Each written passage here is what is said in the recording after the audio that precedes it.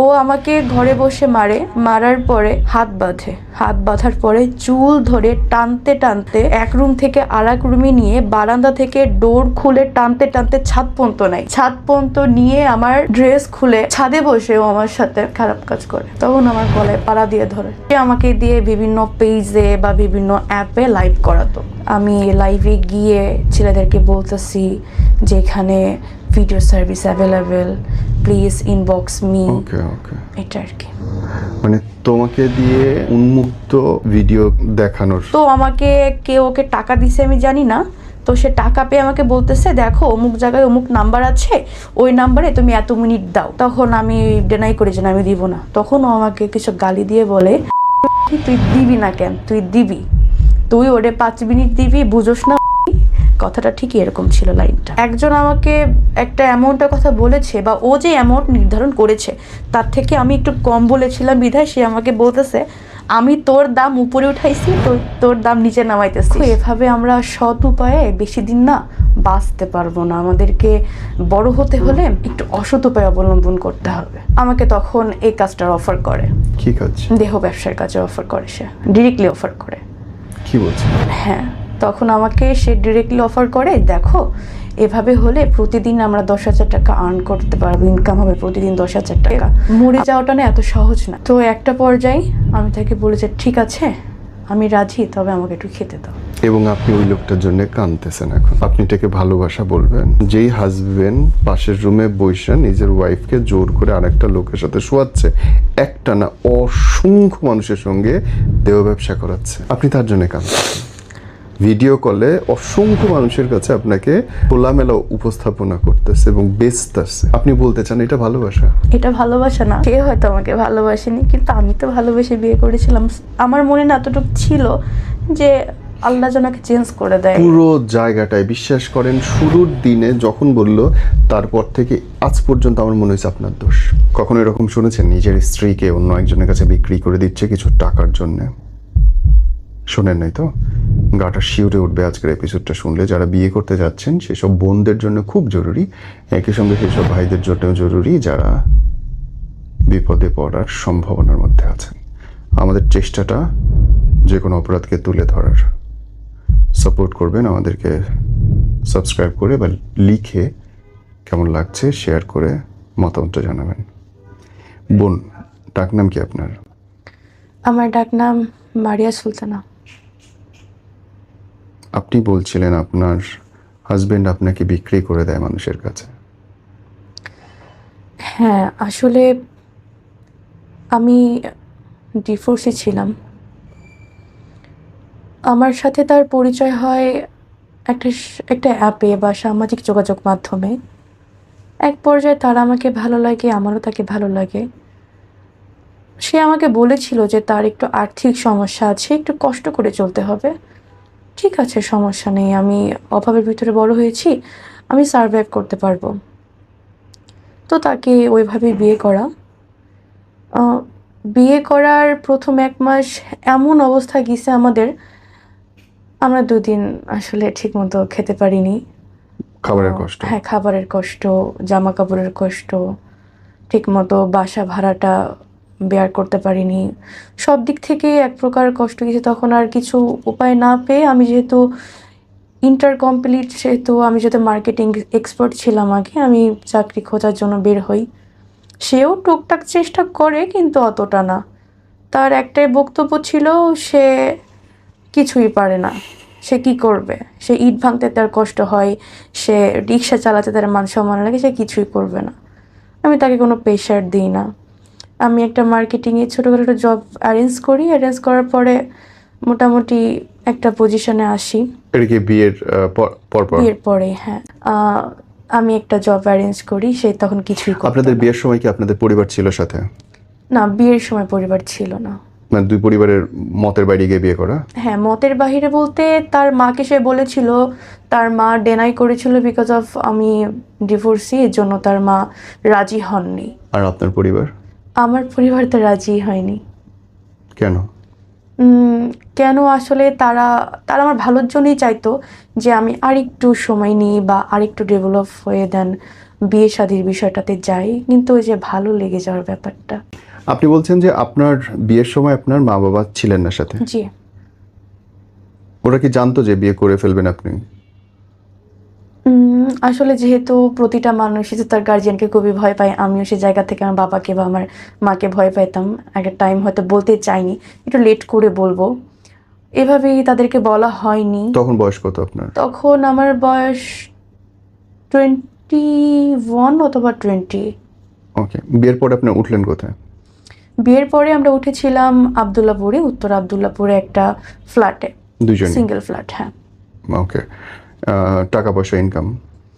টাকা পয়সা তখন তার কাছে কিছু ছিল, ওইটা দিয়ে আমরা ফ্ল্যাটে উঠি, কিন্তু যতটুকু ছিল ততটুকু দিয়ে পরের মাসে চলার মতো কিছু ছিল না। ওকে। তো আমি ওই মাস থেকেই জব স্টার্ট করি আপনার বাংলা মোটরে।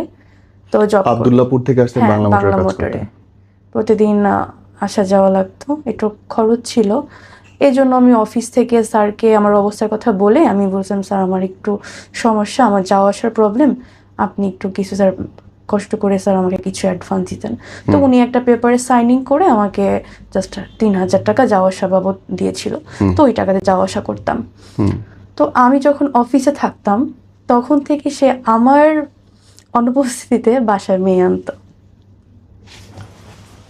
কতদিনের মধ্যে এই ঘটনা?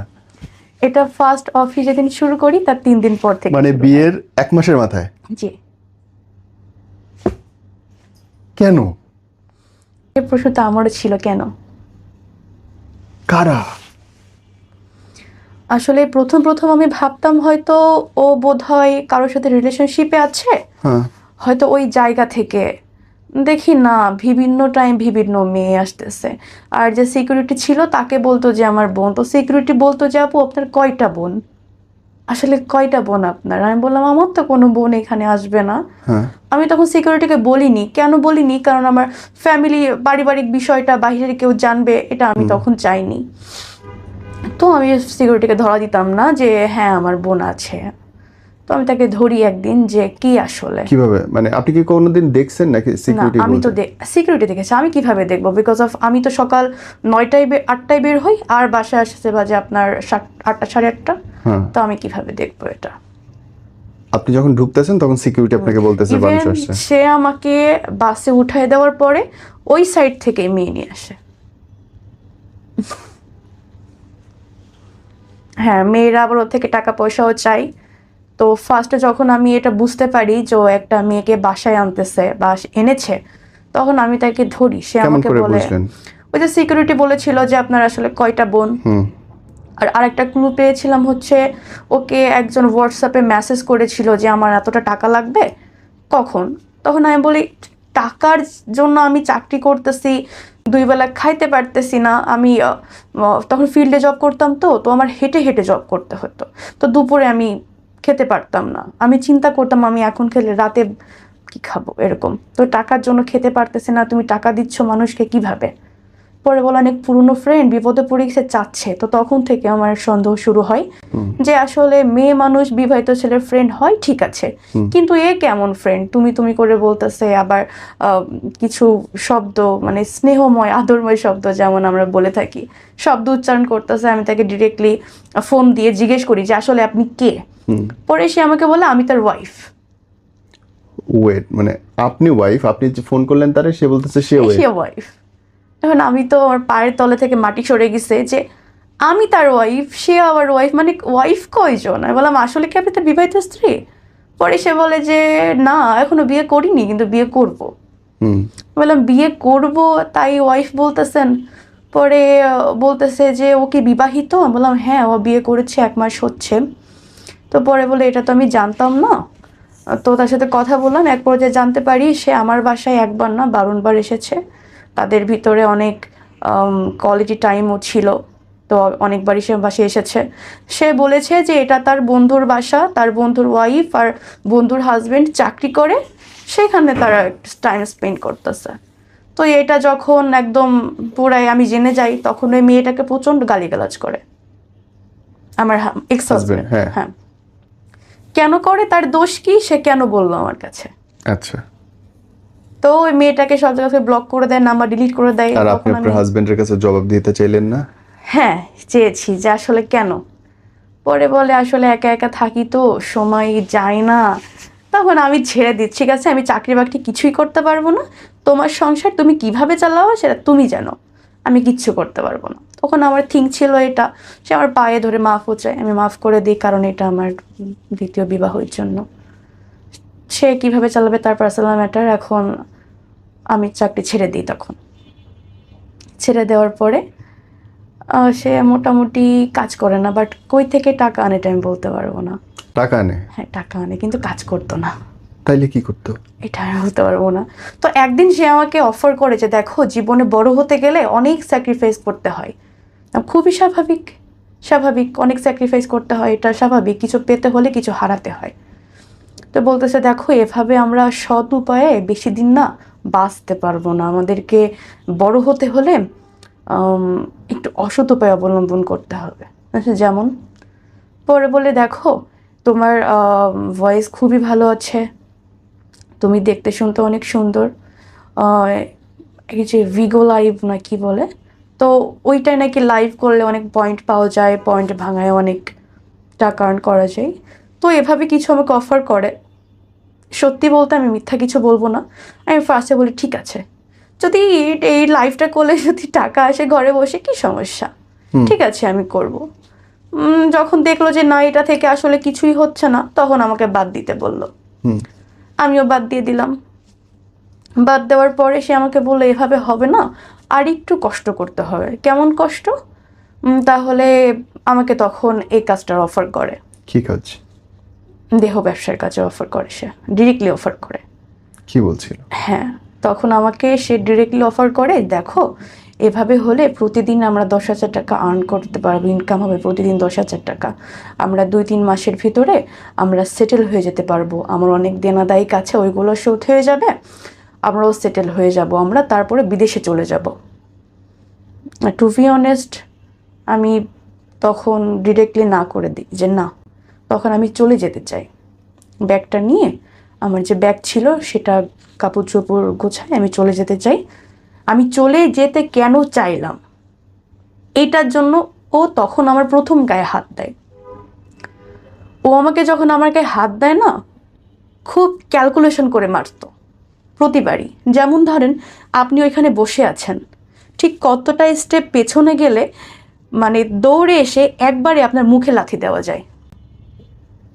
সে খুব ক্যালকুলেশন করে মারতো।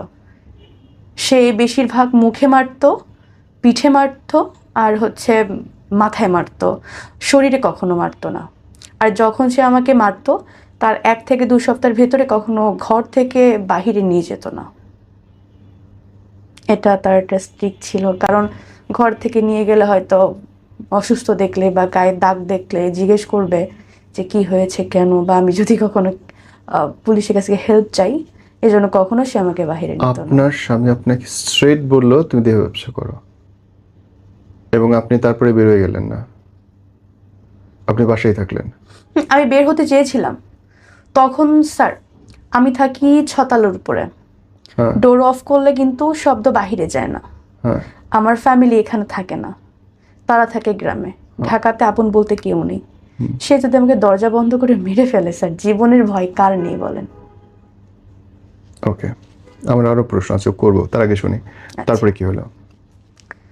তারপরে সে আমাকে অনেকদিন ফোর্স করে, না না না না করতে করতে এক প্রকার সে আমাকে বোঝানোর জন্য ঘরে বাজার ঘাট সব কিছু অফ করে দেয়, সব কিছু অফ করে দেয়। সে ঠিকই যাইতো, সে যখন যাইতো আমাকে বাহির থেকে তালা মেরে যাইতো আর কি, মানে আমি যদি বের হইতে না পারি অলওয়েজ ডোরে তালা থাকতো। তার বোনের বাসায় যাইতো। আরও ঘটনা আছে, আসলে তার বোনের বাসা বলতে তার বোনের বাসা না, তার আবার আগে বিয়ে আছে, 13 বছরের সংসার আছে, সে ওইখানে যাইতো, বাট তার বোর পরিচয়টা দিত ছোট বোন হিসেবে, যে ওইটা আমার ছোট বোন বড় বোন এইভাবেই আর কি, মানে বোনের পরিচয় বউকে রাখতো। আর আমাকে রুমে এভাবে তালা মেরে চলে যেত। এভাবে 2-1 দিন বাসায় খাবার দিত না। আমি তো মানুষ, আমার তো খাবারের প্রয়োজন আছে। আসলে মরে যাওয়াটা না এত সহজ না। একদম। তো একটা পর্যায়ে আমি তাকে বলে যে ঠিক আছে আমি রাজি, তবে আমাকে একটু খেতে দাও। আমি আমি অনেক খাই না, আমার আমার আসলে কথা বলতে পারতেছি না আমি তখন। আমার পুরো হাইপার শুরু হয়ে গেছে, যে কাঁপাকাঁপি শুরু হয়ে গেছে খিদায়। তখন সে আমাকে বললো যে ঠিক আছে, আমি আমার বোনের কাছ থেকে রান্না রান্না করছে, আমি ভাত নিয়ে আসতেছি। তো এইভাবে ও, যখন আমরা আবদুল্লাপুরে ছিলাম তখন ও লোক আনতো, লোক আপনি আনতো আমাকে প্রথম দিনটা বলেন। প্রথম দিন থেকে। ওই যে বললাম যে যখন আমাকে ফোর্স করলো, খাবার দাবার দিল না, যখন আমি রাজি হয়ে গেলাম তখন থেকে ও হচ্ছে লোক আনা নেওয়া শুরু করে। প্রথম লোক আনার গল্পটা বলেন। প্রথম লোক আনার গল্পটা হচ্ছে ওই দিনই স্যার, ওই দিনই ওকে আমি ফোন করে বললাম, আমার হাতে ফোন ছিল, ফোন করে বললাম যে দেখো আমি পারতেছি না, আমি ঠিক আছে তুমি যা বলবা তাই শুনবো, একটু খাবার দাবার ব্যবস্থা করে দাও। হ্যাঁ, এখন প্রশ্ন এটা যে আপনার কাছে ফোন ছিল, তাহলে আপনি অন্য কোথাও ফোন টোন দিলেন না কেন? অন্য কোথাও ফোন টোন দিই না, তার একটা কারণ হচ্ছে আমার নাম্বারে না, মানে আমার ফোনে নাম্বার দিয়ে হচ্ছে এয়ারটেলের অ্যাপ নামানো। আমি কার সাথে কথা বলতেছি, কয়টা নাগাদ কথা বলতেছি, বা কাকে কাকে ফোন দিচ্ছি, সব কিছু ওর কাছে থাকতো। হোয়াটসঅ্যাপ ওর কাছে ছিল লিঙ্ক আপ করা, আমার ইমো ছিল ওর কাছে লিঙ্ক আপ করা, মেসেঞ্জার নেওয়া ছিল, স্ন্যাপচ্যাট নেওয়া ছিল, সব কিছুই ওর কাছে। ও যখন আমাকে তার আগের দিন মারে না স্যার, তখন আমার মনে একটা ভয় চলে এসেছিল যে যদি যদি মেরে কিছু ফেলে? করি, যদি মেরে ফেলে, হইতে পারে। একটা ভয় ছিল মনে। সে ভয় থেকে আমি আসলে সাহস পাইনি তখন। কিভাবে পাবো? আমাকে সাপোর্ট দেওয়ার মতো কেউ ছিল না। কার কাছে বলবো? ফ্যামিলির কাছে বলবো? ফ্যামিলি তো এই কথা শুনলে নিজে স্ট্রোক করে মরে যাবে। আমার মা আমার বাবা দুজনে হার্টের রুগী। বলিনি ভয়ে। সেদিন ও আসার সময় লোক নিয়ে আসে, সেদিনই লোক নিয়ে আসে। দেন ফার্স্ট যেটা হয়, টাইম ছিল 1 ঘন্টা, 1 ঘন্টা 5 মিনিট, একটু বেশি হয়েছিল, 1 ঘন্টা থেকে 5 মিনিট। 5 মিনিট বেশি কেন হলো, এর জন্য সে আমাকে আবার মারে। সে আমাকে শুধু মারে না, গরম পানি করছিল, ওই গরম পানি আমার গায়ে ঢেলে দেয়, শুধুমাত্র গোসলের নামে, যে এখন গোসল করতে হবে। সে আমার রুম থেকে আমার চুল ধরে টানতে টানতে টানতে টানতে ওয়াশরুমে নিয়ে যাই, যে তোর এখন গোসল করতে হবে বলে আমার গায়ে গরম পানি ঢেলে দেয়। কিছু বলি না। ওই সময় ও আল্লাহর ছিল উপরে। কোথায়? ওই 1 ঘন্টা ও ছিল কোথায়? রুমে ছিল। ও 1 ঘন্টা, এরকম একটা রুম, এই রুমে লোক আনতো, পাশে ও বসে থাকতো। কারণ বসে না থাকলে সবাই তো বলবে যে লোক ঢোকায় সে চলে যাচ্ছে বাহিরে, তারা কি করে না করে মনে সন্দেহ করবে না, এই জন্য সে কখনো বাইরে যাইতো না। সে রান্নাঘরে একটা স্পেস ছিল, সেখানে সবসময় বসে থাকতো, অথবা এই যে রুমের পাশে বসে থাকতো আর শুনতো আমি কি বলতেছি, আমি রিপোর্ট করতেছি কিনা, বা কারো হেল্প চাচ্ছি কিনা। যদি কখনো শুনতো না আমি একটা শব্দ করছি, তাহলে সে আমাকে সেদিন মারতো। অথবা যদি খুব বেশি কথা বলতেছি, সে নক করতো, নক করে আমাকে ডেকে বলতো কি বলতেছিলি। তো এই ভয়তে আমি কখনো কাউকে কিছু বলতে পারতাম না। একটা মানুষ ঘুরে যদি আরেকবার না আসতো, সেজন্য আমাকে মারতো। আমি কেন তাকে কনভিন্স করতে পারলাম না।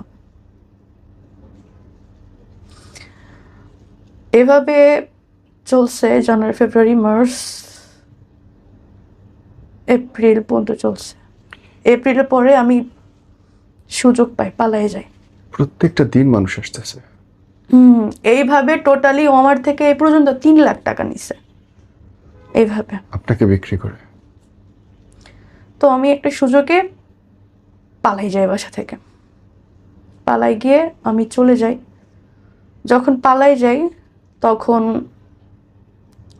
ও আমাকে অনেক ফোন দেয় দিয়ে কান্নাকাটি করে, আমি ভুল করে ফেলেছি, আসলে আমি বুঝতে পারিনি, এই সেই অনেক রকম, মানে ও এতভাবে আপনাকে মানে ম্যানিপুলেট করবে যে আপনি বাধ্য হবেন যে আসলে হয়তো ভুল করে ফেলেছে ছেলেটা, হয়তো সে অনুতপ্ত। ঠিক আছে, আমি একটা পর্যায়ে সে আমার পিছনে 1-2 দিন না, প্রায় 3-4 দিন সে প্রচুর কান্নাকাটি করছে, খাওয়া দাওয়া ছেড়ে দিছে।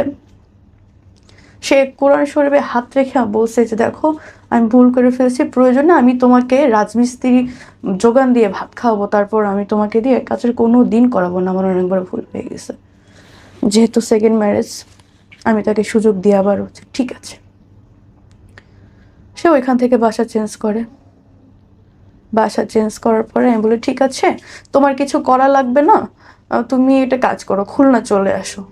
আমি এখানে যেহেতু এনআরবি ব্যাংকে মার্কেটিংয়ে জব করতাম, তো আমি মার্কেটিং বা জব করে তোমাকে খাওয়াবো। বলো ঠিক আছে। সে খুলনা চলে আসে। খুলনা চলে আসার পরে কিছুদিন জব করি। একদিন করে হুট করে বলতেছে যে তোমার জব করার প্রয়োজন নেই, আমি একটা জব দেখছি, তুমি বাসায় থাকো, আমি জব করব। ঠিক আছে, ভালো কথা। এইভাবে হচ্ছে কিছু মেয়ের সাথে বোধ হয় ওর কথাবার্তা ছিল, তো ও হচ্ছে মেয়েদের দিয়ে এখন শুরু করে। তখন আর আমাকে দিয়ে শুরু করে না, মেয়েদের দিয়ে শুরু করে। তো খুলনা থাকাকালীন কয়েকটা মাস আমাদের খুবই ভালো কাটছে। আমি জব করেছি, সে বাসায় ছিল, তাকে কিছু করতে দেইনি। হ্যাঁ, দেই নাই, সত্যি বলতে আমি কিছুই করতে দেই নাই, যে ঠিক আছে তোমার কিছু করার লাগবে না, তুমি থাকো। খুলনা যেহেতু আমার জন্মস্থান, সেহেতু আমি অনেকটা ভালো চিনি, সেহেতু এখানে আমার ক্ষতি করতে পারবে না, এতটুকু বিশ্বাস আমার ছিল।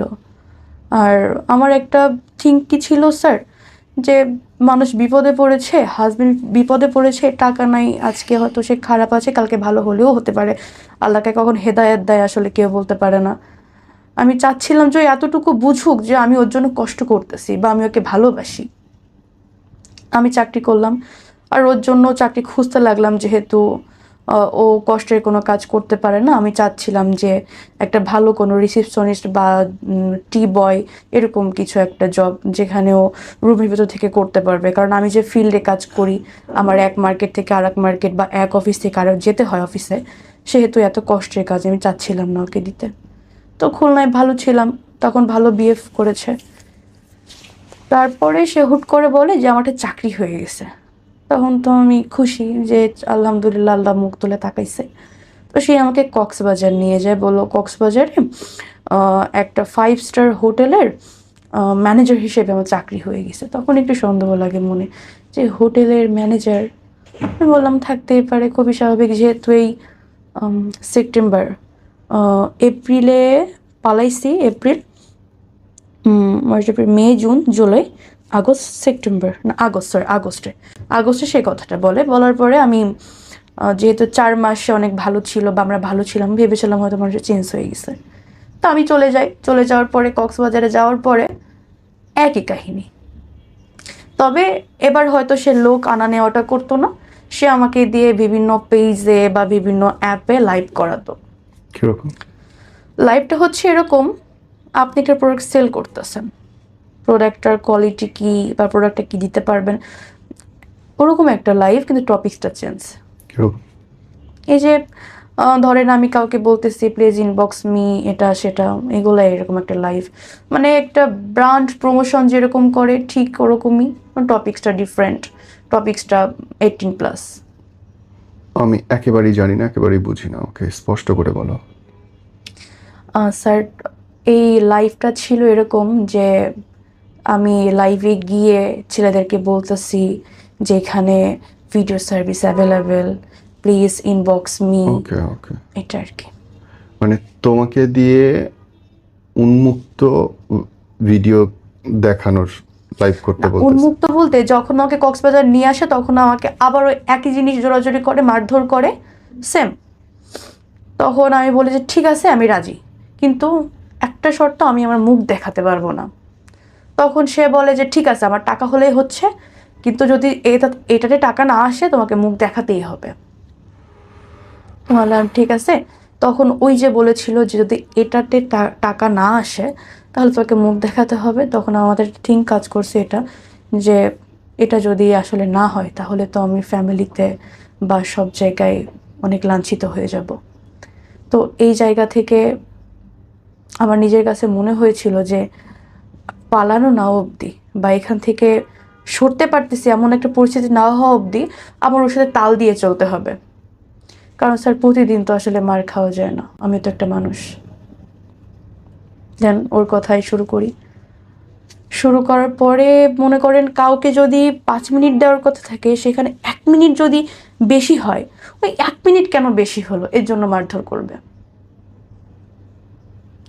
এরকম হয়েছে তখন যে আমাকে সে বলতেছে সাজগোজ করো। তখন স্যার আমার অনেক জ্বর, পিরিয়ড সেশন চলতেছে। তখন আমি বলি যে দেখো আমার শরীরটা ভালো লাগছে না, আমি আজকে পারবো না, আজকে বাদ দাও। সে বলে যে পারবো না বললে তো হবে না, পারতে হবে, অনেক দেনাদায়ী কাছে করতে হবে। আমি তখন বলি, আমি একটু জোরেই বলি যে আমি পারবো না, আমি করতে আমি আর পারতেছি না। তখন আমি সাজলাম না কেন এটার জন্য আমাকে আবার মারছে স্যার। ওর মারার যদি আপনি কাহিনীটা শুনেন, ও আমাকে ঘরে বসে মারার পরে হাত বাঁধার পরে চুল ধরে টানতে টানতে এক রুম থেকে আর এক রুমে নিয়ে বারান্দা থেকে ডোর খুলে টানতে টানতে ছাদ পর্যন্ত নিয়ে আমার ড্রেস খুলে ছাদে বসে ও আমার সাথে খারাপ কাজ করে। তখন আমার গলায় পাড়া দিয়ে ধরে, করবি না কেন। এটা যখন হয় না স্যার, তখন আমার মনে হয়েছিল কি ওর ভিতরের মনুষ্যত্বটা না নষ্ট হয়ে গেছে। ও আসলে আমাকে ইভেন এরকমও ভয় দেখায় যে আমি যদি ওর কথা না শুনি, ও ঠিক এভাবে বলে তোমার এইখান থেকে বিলেট দিয়ে কাটতে কাটতে পুরো পা পর্যন্ত যাবো, তোমার অস্তিত্ব খুঁজে পাওয়া যাবে না। তখন আমার মনে হয়েছিল ওর ভিতরে মনুষ্যত্ব বলতে কিচ্ছু নেই। তখন আমি নিজের ভিতরে থেকে রাখি আমাকে অ্যাট এনি কস্ট এখান থেকে পালাতেই হবে। আমি এখান থেকে পালাই যাই বলতে আমি সকাল সকাল ভোরে যখন ঘুমেছিল আমি তখন বাসা থেকে পালাই যাই। যে সিকিউরিটি ছিল বাসার, মানে প্রতিটা বাসায় একটা সিকিউরিটি থাকতো, সিকিউরিটি ছাড়া কখনো বাসা নিত না। আর বাসা 2 রুমের নিক 3 রুমের নিক সিঙ্গেল ছাড়া কখনো সাবলেট নিত না। তখন পালাই যায়, তখন সিকিউরিটি ভাবছে হয়তো রাতে হয়তো ঝামেলা হয়েছে ওদের ভিতরে। ও সিকিউরিটি সবই জানে বলতে মারামারি চিল্লাচিল্লি শুনতেছে কিন্তু আগাচ্ছে না, ভাবছে স্বামী স্ত্রীর ঝামেলা।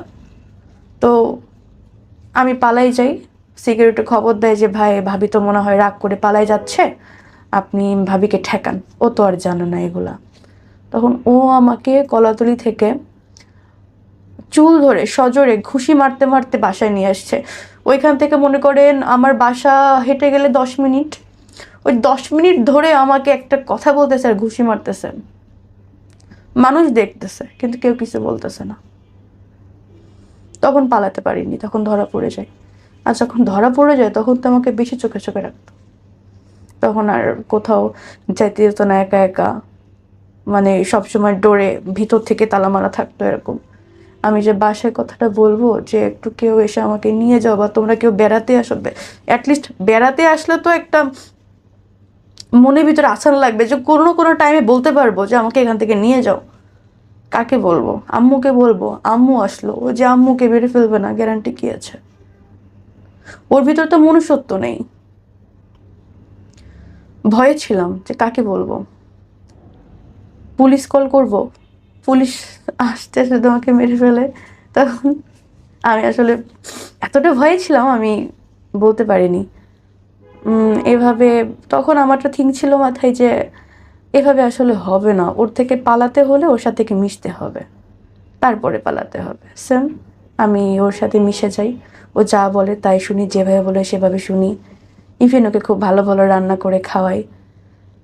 আর একটা বিষয় কি স্যার মাঝখানে বলি, এটা এই যে বিয়ের কয়েকটা বছরে না ও আমার সাথে এত কিছু করেছে, আমি তখনও পর্যন্ত ওকে না আমি কখনো হাত দিয়ে নিজের হাতে খেতে দিইনি। আমার না মনে হতো যে আমি যে নিজের হাতে খেতে দিচ্ছি না বা ওকে এত ভালোবাসা দিচ্ছি, ও অন্তত এ ভালোবাসার জন্য চেঞ্জ হয়ে যাক। যে ওকে একটা মেয়ে এত ভালোবাসতেছে, ওকে তো আমি আমার জীবন যৌবন টাকা পয়সা সব কিছুই দিচ্ছি, ও চেঞ্জ হয়ে যাক, অন্তত এটার জন্য চেঞ্জ হয়ে যাক যে মেয়েটা আমাকে ভালোবাসে। চেঞ্জ হয়নি। আমি ওইখান থেকে সুযোগ বুঝে আবার পালাই যাই। আবার পালাই যাওয়ার পরে কয়েকটা দিন যাই, যেহেতু ডিভোর্স দেওয়াটা তো সহজ না, ডিভোর্সে একটা সময় লাগে বা টাকার ব্যাপার স্যাপার আছে। আমার হাত ফাঁকা ছিল, তখন কোনো রকমে ঢাকায় আসি।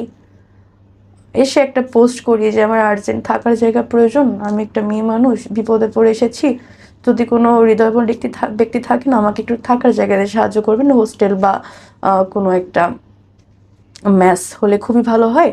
হয়তো আমি আপনাদেরকে ভাড়া এখন দিতে পারবো না, আমাকে একটু সময় দিতে হবে, স্যালারি পেলে দিয়ে দিব এমন কিছু। তো একজন নক করে বলে যে আমার এখানকার রুম আছে, বেড আছে, মেয়েরা থাকে, আপনি থাকতে পারেন, আপনি কোথায় জব করেন? আমি বললাম স্যার আমি এখানে জব করি না, কিন্তু খুঁজতেছি। বললো ঠিক আছে, আমার এখানে ভ্যাকেন্সি আছে, আপনি আমার এখানে ঢুকে পড়েন মার্কেটিংয়ে, আর আপনি আমার এখানে থাকেন। তো এভাবে জয়েনিং করার পরে সে আমাকে বললো যে আপনি 6 মান্থের ভিতরে জব ছাড়তে পারবেন না, আর আপনার রিয়েল সার্টিফিকেট দিতে হবে।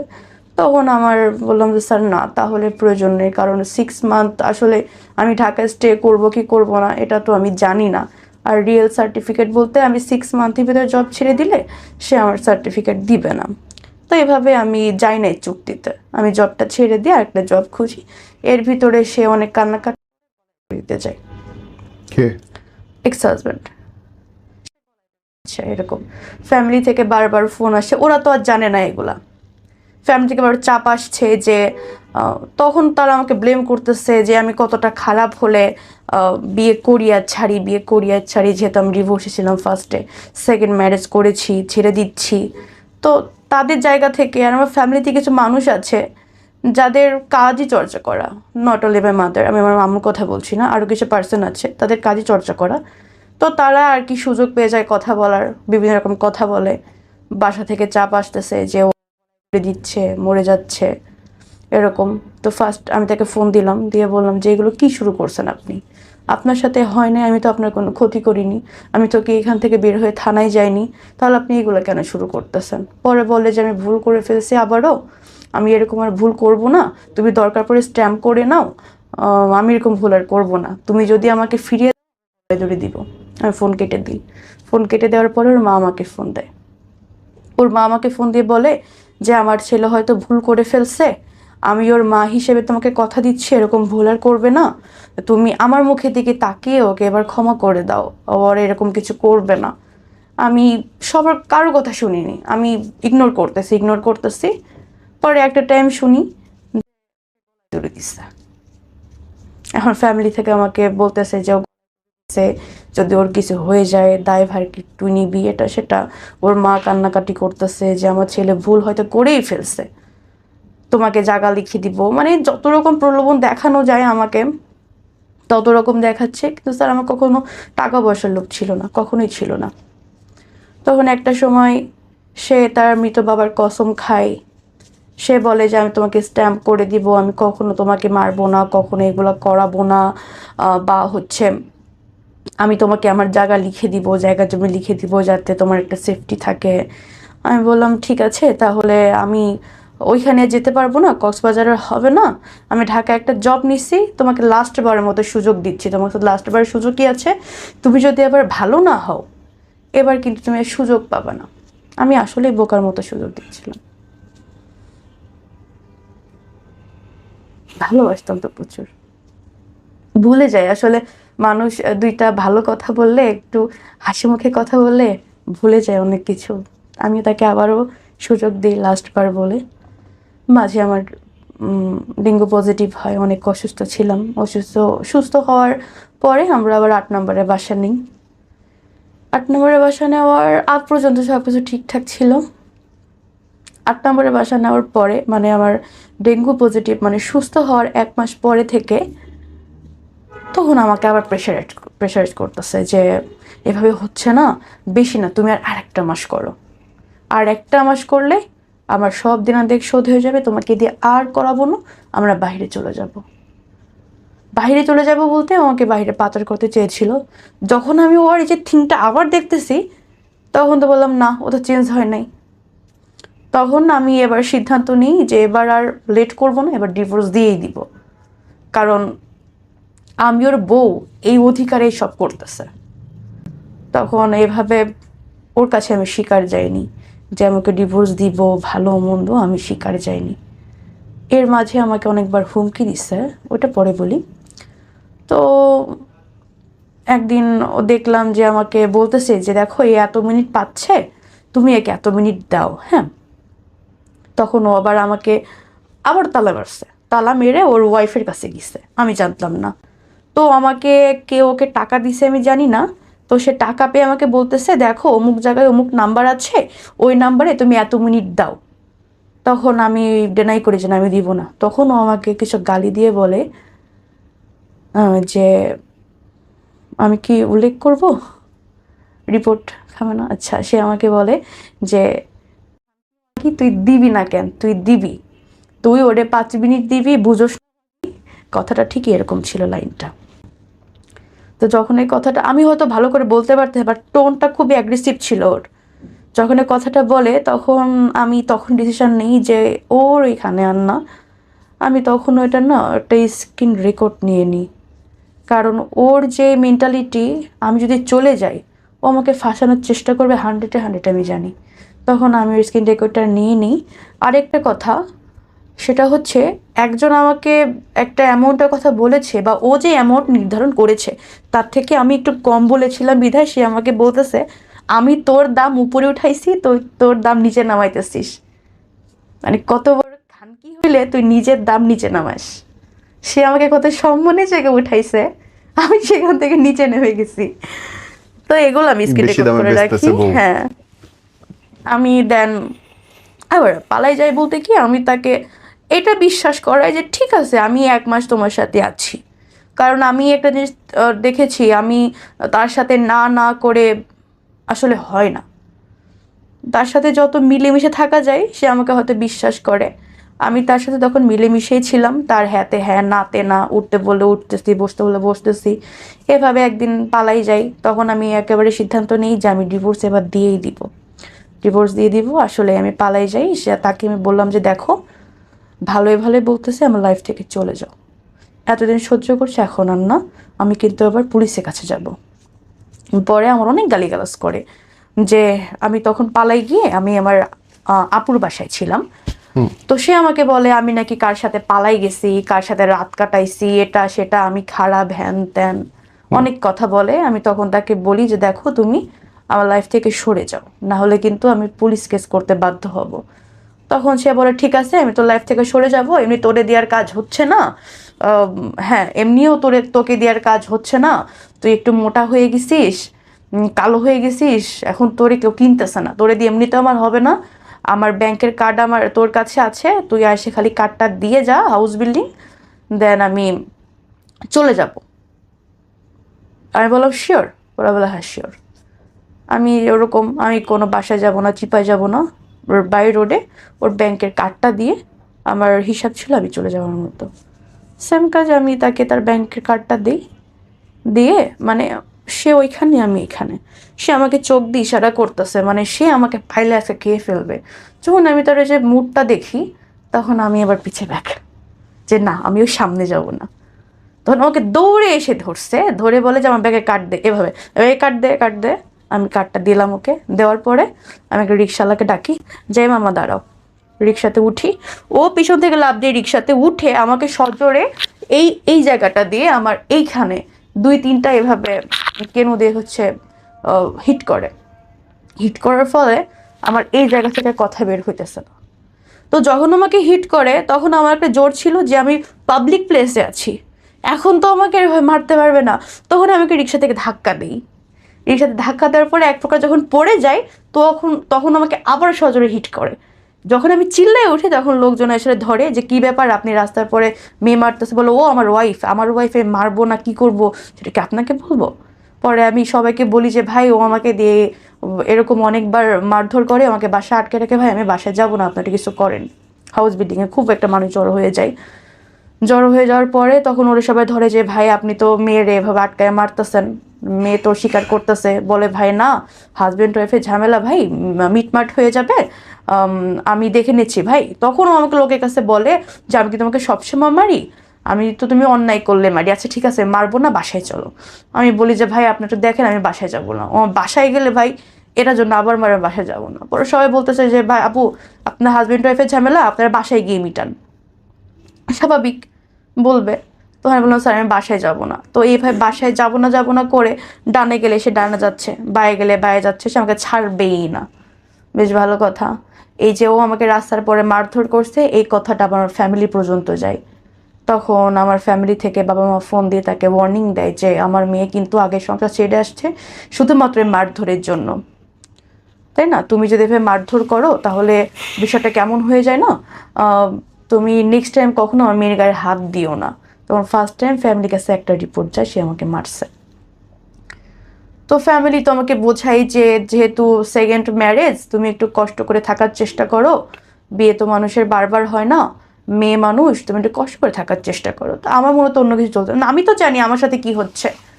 তখন সে বললো যে ঠিক আছে তোমাকে আমি মারবো না, তোমাকে দিয়ে আমি এগুলোও করাবো না, চলো আমরা বাহিরে চলে যাই। আমি তো জানি ওর মনে কি চলে। আমি বললাম ঠিক আছে যাব। সে তাকে আমি সেদিন, বিশ্বাস করেন ভাইয়া আমার মনের ভিতরে এটাই ছিল যে আমি ওদিনই পালাই যাব। তাকে যত রকম ভালো বিহেভ করা যায় সেদিন আমি তাকে অনেক পদে রান্না করে খাওয়াইছি, সেদিন আমি তাকে নিজে গোসল করাই দিছি, সেদিন আমি তাকে নিজে রেডি করাই দিছি, সেদিন আমি মানে এত যত্ন করছি ভাই। ওই যে কথায় আছে না, মানুষ যখন শেষ বিদায় হয়, শেষ বিদায় হওয়ার আগে মানুষকে যে সাজসজ্জাটা দেয় না, আমার মনে ছিল এটা আমি আজকে সেটাই করতেছি। ইভেন সে যখন চলে যাবে ভাই আমি তাকে মানে সে ট্যুরে যাবে, সে ট্যুরের জন্য রেডি হচ্ছে, সে ট্যুরে যাবে 2-3 দিনের জন্য। এই জন্য আমি তাকে অনেক রান্না বান্না করে দিচ্ছি, তাকে এটাও অফার করছি যে অনেক দূর তো যাবা, সাথে করে গেছে নিয়ে যাও, খাবা কি বাইরের খাবার খাওয়া ভালো না। তা আমি তাকে সেদিন জড়ায় ধরে ভাই অনেক কান্না করছি। কেন কান্না করছি ভাই, ও তো আমার সাথে খারাপ করেছে কিন্তু আমি তো এরকম ভালোবাসিনি ভাই। আমি ওকে তো ভালোবেসে বিয়ে করেছিলাম, এই একটা বছরে কখনো ওকে নিজের হাতে খাইতে পর্যন্ত দিই নাই। নিজের জানে ভাই আমি একটা ডিম একটা দুধ কখনো দেই না, প্রতিদিন হাফ কেজি করে দুধ রাখতো ভাই, একবার দুপুরে একবার রাতে, ডিম একটা দুপুরে একবার রাতে। নিজে কখনো নিজের পরনে একটা দিইনি। এই যে বাসায় এত খরচ হচ্ছে, ইনকাম হচ্ছে, সব আপনার দেহ বেচা টাকা। সব এই টাকাটা যদি আমি বাসায় দিই, আমি বাসায় বাসায় কেন দিচ্ছি এটার জন্য আমার মার খেতে হয়। এবং আপনি ওই লোকটার জন্য কাঁদতেছেন এখন। আপনি এটাকে ভালোবাসা বলবেন? যেই হাজবেন্ড পাশের রুমে বসে নিজের ওয়াইফকে জোর করে আরেকটা লোকের সাথে শোয়াচ্ছে, একটা না অসংখ্য মানুষের সঙ্গে দেহ ব্যবসা করাচ্ছে, আপনি তার জন্য কাঁদতেছেন। ভিডিও কলে অসংখ্য মানুষের কাছে আপনাকে খোলামেলা উপস্থাপনা করতেছে এবং বেচতেছে। আপনি বলতে চান এটা ভালোবাসা? এটা ভালোবাসা না, সে হয়তো আমাকে ভালোবাসেনি কিন্তু আমি তো ভালোবেসে বিয়ে করেছিলাম। আমার মনে না এতটুকু ছিল যে আল্লাহ যেন ওকে চেঞ্জ করে দেয়। পুরো জায়গাটায় বিশ্বাস করেন, শুরুর দিনে যখন বলল তারপর থেকে আজ পর্যন্ত আমার মনে হয়েছে আপনার দোষ। অবশ্যই আমার তো। আপনার যে শরীর, আপনি যদি চাইতেন তাকে আঘাত করে বেরোয় আসা, 999 কল করে বেরোয় আসা, দুনিয়াতে মানুষ বাঁচতেছে না একা একা কেন? প্রতিটা মোমেন্টে আপনার সুযোগ ছিল ওই লোকটাকে আঘাত করে বেড়ায় আসা, আত্মসম্মান নিয়ে বাঁচার জন্যে। ভয় ছিল। 1000টা মানুষের সঙ্গে আপনি কাপড় খুলে দাঁড়াইছেন, সেটার চেয়ে এইটা ভয় বেশি হইলো যে আমার সমাজের লোক কি বলবে?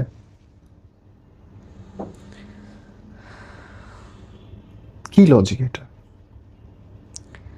জীবনের একটা ভয় ছিল, হয়তো মেরে ফেলবে, ভয় কিছু করতে পারি। এইটা বাঁচা? এটা বাঁচা না, এটা তো মরে যাওয়া, জীবিত লাশ। আপনার ভিডিও মানুষের কাছে ঘুরতেছে, আপনার ছবি মানুষের কাছে ঘুরতেছে, আপনি বলবেন এটা বাঁচা? ইচ্ছা করে।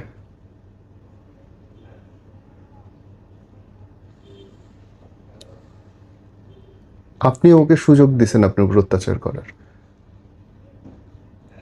আসলে আমি সুযোগটা দিয়েছিলাম। এবং আপনি আরো 10 জনের ক্ষতি করছেন, ও আরো 10 জনের ক্ষেত্রে একই কাজ করবে। যতদিন ধরা না পড়বে, আপনি কেস না করবেন, এগুলো প্রমাণ না হবে, ততদিন সেম ঘটনা করতে থাকবে। ওর প্রথম টার্গেট হচ্ছে ডিভোর্সি বিধবা মেয়েগুলো, প্রথম টার্গেট। স্বাভাবিক। তারপরে আমি তাকে ডিভোর্স দিয়ে দিই। ডিভোর্স দেওয়ার পরে যেহেতু সে আমাকে দিয়ে কাজগুলো করিয়েছে, আমার একটা মান সম্মানের ব্যাপার আছে, একটা ফিউচার আছে, আমি তাকে বলি যে দেখো তোমার সাথে আমার বনিবনা হয়নি, তুমি যে কাজগুলো করেছো আসলে আমি আর নিতে পারতেছি না, আমি তোমার সাথে থাকতে চাই না, ডিভোর্স লেটার পাঠিয়ে দিয়েছি, দেখে নিও, চেক করে নিও। পরে সে বলে আমি তোমাকে ডিভোর্স দিই নাই, তাহলে ডিভোর্স কীভাবে হলো? বললাম ডিভোর্স হওয়ার জন্য হাজব্যান্ডের সাইন করতে হয়, এটা হয়তো আগে ছিল বাট এখন নেই। এর আমি ডিভোর্স দেওয়া মানে ডিভোর্স কার্যকর হয়ে গেছে, শুধু সময়ের অপেক্ষা। তো সেই এই টাইমটাতে সে আমাকে আবারও সেম এরকম এরকম বলে, বাট এবার আমি আর না মানে না, তাকে সব জায়গা থেকে ব্লক করে দিই। তাকে বলি যে দেখো আমি তোমার নামে কোনো মামলায় যাব না, দয়া করে তুমি আমার সম্মান নষ্ট করো না, আমি তোমার সম্মান নষ্ট করব না, কারণ আমি আমি চাই না কোনো ঝামেলা হোক। সে বলে যে ঠিক আছে কোনো ঝামেলা হবে না, আমি তোমার কোনো সম্মান নষ্ট করব না। তো আমি আসার আগে যতটুকু পেরেছি তার ফোন থেকে আমার আইডি বা আমার জিমেল রিমুভ করে আসার চেষ্টা করেছি, বা যা যা ছিল ওর ফোনে চেষ্টা করেছি রিমুভ করে আসার। তো আমি তাকে বলি, সে আমাকে বলে যে ঠিক আছে আমি করব না, আর তুমি তাহলে আমার কোনো ক্ষতি করো না। আমি বললাম না, আমি তোমার কোনো ক্ষতি করব না, তুমি আমার মান সম্মানটা প্লিজ কেউ না, কারণ আমার একটা ফিউচার আছে, আমার ফ্যামিলি আছে। ঠিক আছে বললো, ঠিক আছে। ও ও এর ভিতরে আমি এবার থানায় গেছিলাম।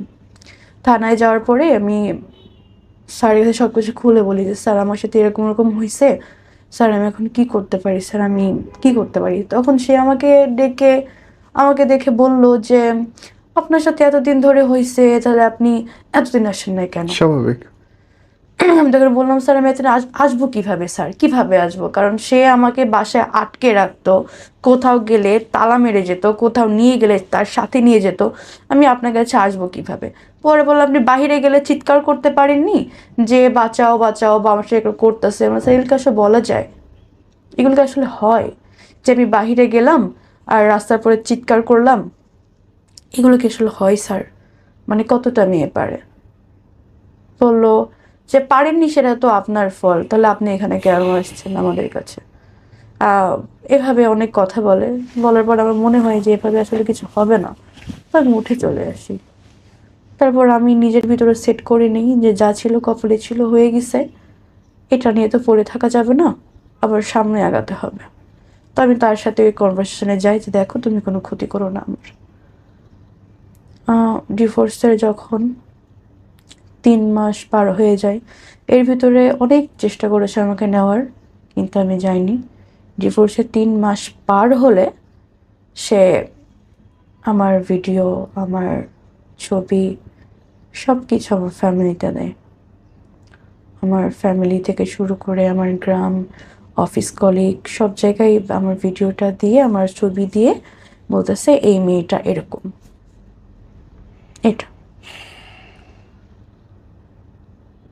এটা বলার পরে আমার ফ্যামিলি থেকে আমাকে তো প্রেশারাইজ করতেছে যে এটা কেন, কিভাবে? আর বললাম না ফার্স্টে কিছু মেম্বার আছে যারা হচ্ছে তাদের কাজই চর্চা করা, তারা তো সুযোগ তাদের জন্য। এর মাঝে আবার যখন আমার ডিভোর্স হয়ে যায়, তখন আমি তার বড় বোনের নাম সেভ করা আছে একটা নাম্বারে, আমি ফোন দিয়ে বলি দেখেন আপনার ভাইয়ের ডিভোর্স হয়ে গেছে, আপনার ভাই আমার জন্য বিরক্ত না করে একটু কষ্ট করে তাকে বলে দিন। বলে আপু আমি তোর বোন না, আমি তোর ওয়াইফ, আমাদের 13 বছরের সংসার আছে, আমাদের 3টা বাচ্চা আছে। তখন ওর সাথে ওই যে আমার যে ফোন আলাপটা হয়, যে ওর মানে আমার এক্স হাজবেন্ড ওর নিজের ওয়াইফকে দিয়েও 13 বছরের সংসার, ওদের 3 বাচ্চার মা, সেম কাজ করার চেষ্টা করেছে, সেম কাজ। ইভেন সে করে নাই বিধায় তাকে অনেক মারধর করছে, তার সাথে থাকে না, তার খরচ বহন করে না এই জন্য। কিন্তু করছে ওই মহিলা? ওই মহিলা করেনি, বিকজ অফ ওই মহিলার 2টা বাচ্চা আছে। তো হোয়াটএভার, ওই মহিলা করে নাই এবং মরে যায় নাই, কিন্তু বুঝতে পারছেন পার্থক্যটা আপনারা? ওটাতে জোর ছিল ভাই, 2টা বাচ্চা আছে, গ্রামের ওটা দুর্বলতা হিসেবে দেখতে পারেন,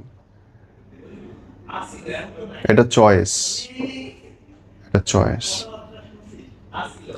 আমি ভয় পেয়ে গেছিলাম আসলে, মেরে Understood. ফেলবে। ভয় ভয় পেলে মানুষ আর কিছু থাকে না, এটা সত্যি। বোন, আপনার এই আমি খুব কি করতাম ভাইয়া বলেন? আপনার অনেক কিছু একা করার ছিল। একটা বাসায় থাকি। আপনার অনেক কিছু করার ছিল। ডে 1 থেকে যখন আপনার হাজবেন্ড বলছে সেই মুহূর্ত থেকে আপনি বের হয়ে তাকে ডিভোর্স দিয়ে তার নামে কেস করতে পারতেন ইনস্ট্যান্ট। 999 কল করলে পুলিশ কেস নিতে বাধ্য এবং সবচেয়ে দ্রুত কাজ হয়। Everyone knows it. ও যখনই বাইরে গেছে আপনি জানলা দিয়ে চিৎকার করলে পাশের বাসার লোক এসে আপনাকে উদ্ধার করতো। না স্যার, ওইভাবে কখনো ফ্ল্যাট নিত না। আপনি 6 তলায় নিলে 5 তলার লোক শুনতো। তাহলে স্যার আমাকে যখন মারতো তখন কেন আসতো না তারা? সিচুয়েশন অনেকভাবে কন্ট্রোল করা যায় বোন, অনেকভাবে কন্ট্রোল করা যায়। আমি পারিনি। আপনি পারেন নাই, আপনি চান নাই, সামহাও আপনি অবসেসড ছিলেন তার ব্যাপারে। হ্যাঁ, এটা একটা মনে কাজ করতো যে হয় সে হয়তো চেঞ্জ হয়ে যাবে। এখন আমি আমার সম্মান বেঁচে যদি তার চেঞ্জ চাই, ফাইন, তাহলে আর কিছু বলার নেই। বাট ট্রাস্ট মি ব্রাদার, আপনি ঠিক করেন নাই সেটা অবশ্যই। এবং আপনি খুব বড় অন্যায় করছেন। আপনার লাইফটা থেকে বোন যদি কেউ শেখে, কি শিখতে পারে বলেন তো? আমার লাইফ থেকে যদি কেউ কিছু শিখে তাহলে যে বোকামিটা, এরকম বোকামিটা যেন কেউ না করে। আর এই যে খোঁজ খবর না নিয়ে দুমদাম করে কাউকে ভালোবাসে ইমোশনাল জায়গা থেকে কাউকে বিয়ে না করা বা রিলেশনে যাওয়াটাকে আমি প্রেফার করব। এটাই শেখার আছে। ওকে, ওনার সিচুয়েশনে হয়তো আমি আপনি থাকলে সেম কাজটাই করতাম অথবা করতাম না। মানুষ নিজে না পড়লে বিপদ আসলে বাইরে থেকে বোঝা যায় না। আমি হয়তো বলছি যে উনি এভাবে মুক্তি হতে পারতো, কিন্তু হয়তো পারতেন না। ব্যাপারটা অতটা সহজও না। একটা ভয় একটা মানুষের জীবন কীভাবে নোংরাভাবে নষ্ট করতে পারে, অন্ধ ভালোবাসা কেমন করে একটা মানুষের জীবন ধ্বংস করতে পারে আপনি দেখলেন, শুনলেন। যদি আপনার বোন বা আপনার কোনো পরিচিত মেয়ে বলে এসে সংসারে যে আমি আমার হাজবেন্ডের সঙ্গে থাকতে চাই না, জোর করে পাঠায়েন না, কারণ আপনি জানেন না যে তার হাজবেন্ড তার সঙ্গে কী রকম আচরণ করছে, কী আচরণ করছে।